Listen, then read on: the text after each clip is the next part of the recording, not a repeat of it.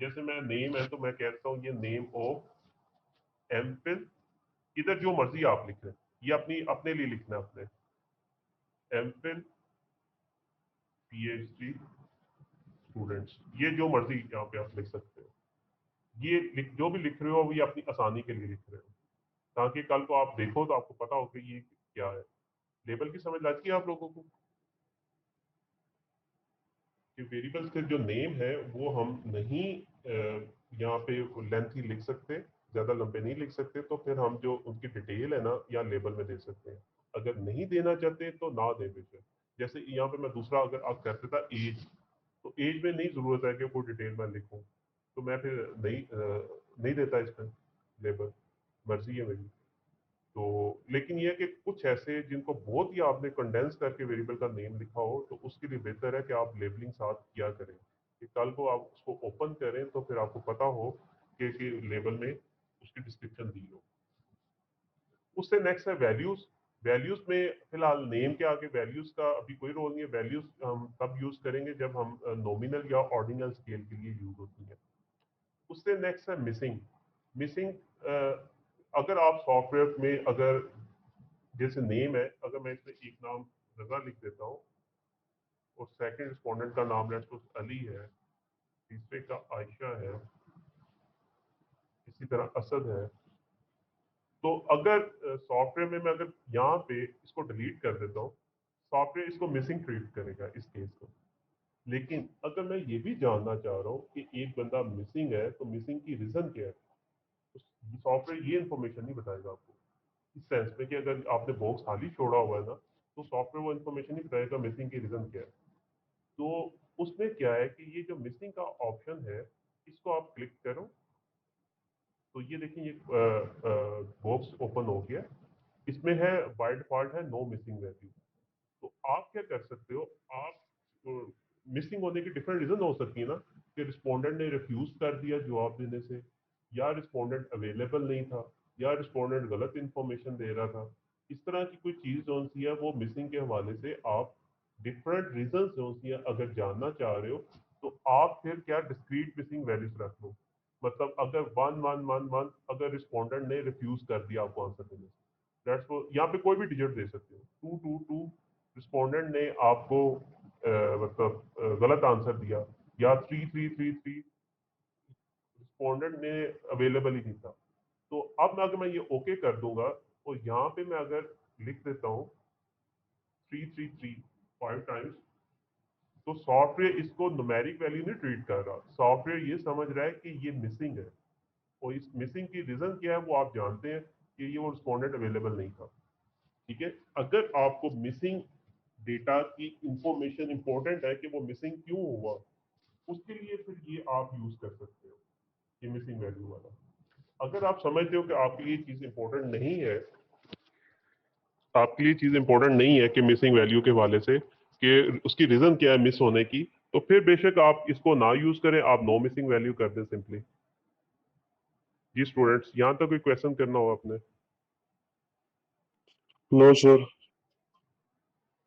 Missing के हवाले से समझ लगी आपको कि मिसिंग का क्या पर्पज है? तो इसमें डिस्क्रीट वैल्यूज भी ले सकते हो आप, रेंज भी ले सकते हो। डिस्क्रीट में 3 वैल्यूज ले सकते हो, रेंज में जो सा आप एक से एज में लेट्स सपोज में आ जाओ, इधर तो नहीं आएगा, क्वांटिटेटिव में आएगा। ये देखें ये रेंज वाली ऑप्शन दी है, लेट्स सपोज मैं कहता हूँ 1000 से लेके 1050 तक कोई भी वैल्यू अगर आ जाएगी तो उसको सॉफ्टवेयर मिसिंग समझेगा। ठीक है, मतलब एक से मतलब इधर तो आप सिर्फ 3 ऑप्शन दे सकते थे ना, अगर 3 से ज्यादा आपके पास ऑप्शन है मिसिंग की रीजन जो सी हैं, तो फिर आप रेंज दे सकते हो लो से लेके अपर तक। तो इसमें यह है कि 1000 से 1050 के दरमियान कोई भी वैल्यू आएगी ना इस वेरिएबल की, वेरिएबल एज की, तो वो सॉफ्टवेयर उसको जो सा वो मिसिंग ट्रीट करेगा। तो ये रेंज भी दे सकते हैं और डिस्क्रीट 3 वैल्यूज भी दे सकते हैं। तो ये आपकी मर्जी है मिसिंग को यूज करना है या नहीं करना, ये आप पे डिपेंड करता है आपके लिए मिसिंग वैल्यू इंपॉर्टेंट है कि नहीं है, कि उसकी रीजन जानना भी। तो फिलहाल मैं नो मिसिंग वैल्यू कर रहा हूँ। जी मिसिंग की समझ लग गई आपको? इससे नेक्स्ट है कॉलम्स। कॉलम की विड्थ कितनी होनी चाहिए? ये जो कॉलम जो शो हो रहे हैं ना, इनकी बाय डिफॉल्ट जो विड्थ है ना, वो 8 डेसिमल प्लेस तक है। तो इसकी विड्थ आप बढ़ा भी सकते हैं, इसकी विड्थ कम भी कर सकते हैं। जैसे अगर मैं इसकी विड्थ बढ़ाऊंगा इस कॉलम की, तो देखें ये इसकी विड्थ इंक्रीज हो जाएगी। ये फॉर्मेटिंग के लिए बेसिकली। तो कम करूंगा तो इसकी विड्थ कम हो जाएगी। इससे नेक्स्ट है जी अलाइनमेंट। अलाइनमेंट क्या है कि जो डेटा आपका शो हो रहा है, ये भी फॉर्मेटिंग के पॉइंट ऑफ व्यू से है, एनालिसिस में इसका कोई रोल नहीं है। इसका अलाइनमेंट जो सी आप लेफ्ट देखना चाह रहे हो, राइट देखना चाह रहे हो, सेंटर में देखना चाह रहे हो। लेट्स को मैं राइट कर देता हूँ, तो ये जो नेम है सारे राइट साइड पे आपको डिस्प्ले होंगे। लेफ्ट कर देता तो सारे लेफ्ट साइड पे होते, सेंटर कर देता तो सारे सेंटर में डिस्प्ले होते। नेक्स्ट इंपॉर्टेंट चीज जो सी है वो है मेजर, कि ये जो डेटा है, जो वेरिएबल है, ये किस स्केल पे मेजर किया जा रहा है। बेसिकली आपको पता है चार बेसिक स्केल से अगर आपको याद हो, तो सबसे पहला लेक्चर ही मैंने पहला या दूसरा लेक्चर इसी पे लिया था, मेजरमेंट स्केल्स पे, कि आप जो वेरिएबल आप कलेक्ट कर रहे हो वो किस स्केल पे मेजर कर रहे हो। तो सबसे वीकेस्ट था नॉमिनल, नॉमिनल के बाद आ जाता था ऑर्डिनल, ऑर्डिनल के बाद आ जाता था इंटरवल, और इसके बाद आ जाता था रेशियो स्केल। जो नॉमिनल स्केल है वो सबसे वीकेस्ट था, और ऑर्डिनल जो है उसको में वो भी वीकेस्ट ही होता है, क्वालिटेटिव स्केल डेटा के लिए होता है, लेकिन उसमें एडिशनल करेक्टरिस्टिक ये आ जाता है कि उसको आप ऑर्डर कर सकते हो, रैंकिंग कर सकते हो।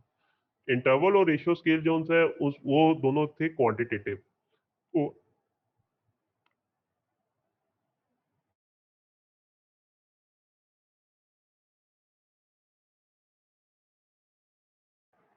तो एसपीएसएस जो है ना, आपको तीन ऑप्शन देता है, कि तीन ऑप्शन में क्या देता है, स्केल, ऑर्डिनल और नॉमिनल।